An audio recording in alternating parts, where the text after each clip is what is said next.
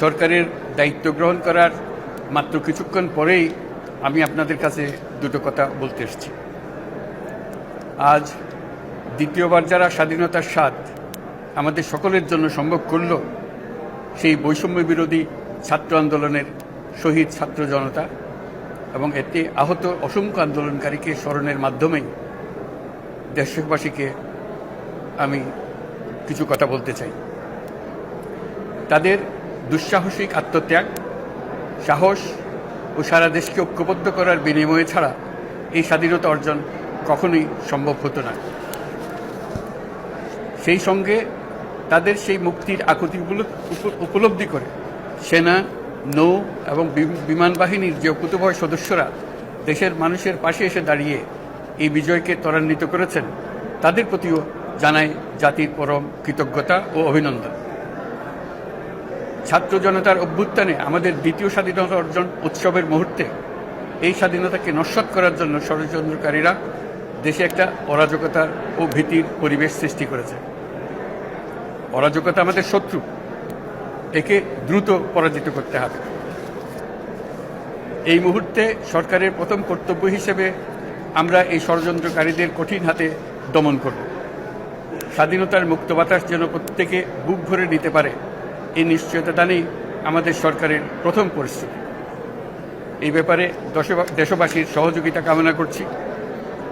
দ্বিতীয় স্বাধীনতার এই মিলন মেলা থেকে বাদ যাবে না যারা আমাদের শান্তি শৃঙ্খলা রক্ষাকারী প্রতিষ্ঠানগুলো, নৌ, সেনা, বিমান বাহিনী, বর্ডার গার্ড, পুলিশ, আনসার, গ্রাম প্রতিরক্ষা, কোস্টগার্ড, কেউ বাদ যাবে না।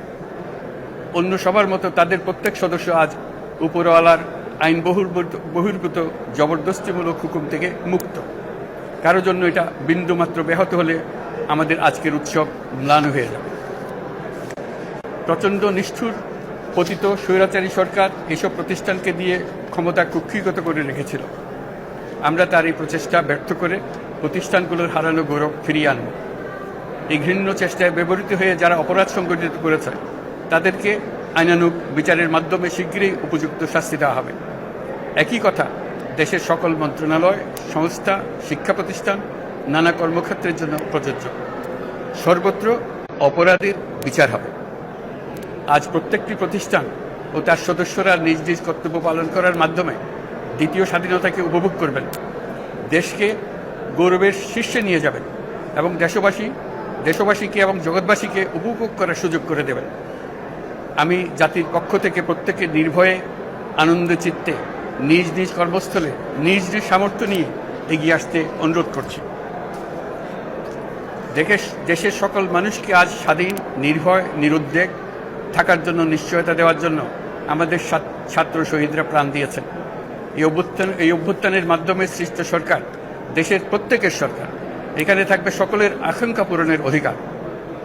অরাজকতার বিষ বাষ্প এখন যেই ছড়াবে, বিজয়ী ছাত্র জনতা সহ মুক্ত মানুষের আইন শৃঙ্খলা বাহিনীর পূর্ণ শক্তি তাকে ব্যর্থ করে দেবে। নিষ্ঠুর স্বৈরাচারী সরকার দূর হয়ে গেছে। কাল সূর্য উদয়ের সঙ্গে সঙ্গে গণতন্ত্রের, সুবিচারের, মানবাধিকারের নির্ভয়ে মত প্রকাশের পূর্ণ স্বাধীনতার জন্য সকলের স্বাচ্ছন্দ্যে জীবন ধারণের সুযোগ প্রদানের সচেষ্ট সরকারের ঘনিষ্ঠ সান্নিধ্য ও সহমর্মী পরশ দলমত নির্বিশেষে সবাই উপভোগ করবে। এটাই আমাদের লক্ষ্য। আমাদেরকে এই লক্ষ্য পূরণে সাহায্য করুন। সারা বিশ্ব আজ অবাক হয়ে বলছে, সাবাস বাংলাদেশ, সাবাস বাংলাদেশের ছাত্র জনতা। আমরা এই অর্জনটাকে আর অনেক দূর নিয়ে যেতে চাই। আমাদের ছাত্র জনতার জন্য কিছুই অসম্ভব নয়। আমাদের তরুণরা অসম্ভবকে সম্ভব করতে পারে, তারা সেজন্য প্রতিজ্ঞাবদ্ধ। যদি আমরা ঐক্যবদ্ধ থাকি, ধ্বংসাত্মক কর্মকাণ্ড থেকে দূরে থাকি, সবার জন্য মুক্ত পরিবেশ সৃষ্টি করতে পারি, আমাদের বিজয় অবশ্যই হবে।